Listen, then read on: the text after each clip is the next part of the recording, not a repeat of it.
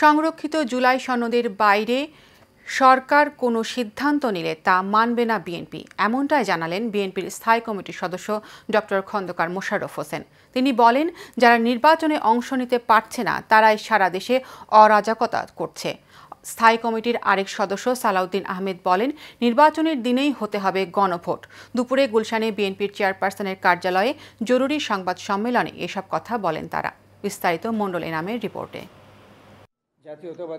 স্বাক্ষরিত জুলাই সনদ বাস্তবায়ন নিয়ে বিএনপির ভারপ্রাপ্ত চেয়ারম্যান তারেক রহমানের সঙ্গে স্থায়ী কমিটির বৈঠক শেষে গুলশানে বিএনপির চেয়ারপারসনের কার্যালয়ে এই জরুরি সংবাদ সম্মেলনের আয়োজন করা হয়।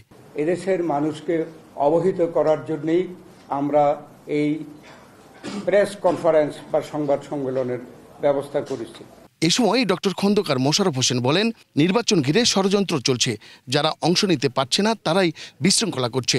কেউ কেউ জুলাই জাতীয় সনদের বাইরে কোনো বিষয়ে সরকারের সিদ্ধান্তের ঘোষণা প্রসঙ্গে যে সকল বক্তব্য দিচ্ছেন তা বিভ্রান্তিকর এবং ঐকমত্যের ভিত্তিতে গৃহীত সিদ্ধান্ত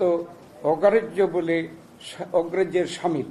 এদিকে আরেক প্রশ্নের জবাবে সালাউদ্দিন আহমেদ বলেন, গণভোট জাতীয় সংসদ নির্বাচনের দিনেই হবে।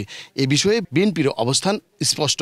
গণভোটের বিষয়ে আমরা একটা জাতীয় ঐকমত্যের স্বার্থে একই দিনে জাতীয় সংসদ নির্বাচনের দিনে একই দিনে গণভোটের মাধ্যমে জনগণের সম্মতি নেওয়ার জন্য জুলাই জাতীয় সনদের উপরে আমরা রাজি হয়েছিলাম। বিএনপির সিনিয়র নেতারা বলেন, সার্বিক পরিস্থিতি নিয়ে রাজপথে নয়, সমাধান হতে হবে আলোচনার মধ্য দিয়ে। তবে সনদের বাইরে সিদ্ধান্ত মানতে বাধ্য নয় স্বাক্ষরকারী দলগুলো। যে জুলাই জাতীয় সনদে উল্লেখিত বিষয়দের বাইরে সরকার কোনো সিদ্ধান্ত ঘোষণা করলে সনদে স্বাক্ষরকারী কোনো দলের জন্য তা মান্য করার বাধ্যবাধকতা থাকবে না। মণ্ডল এনাম, এশিয়ান টেলিভিশন, ঢাকা।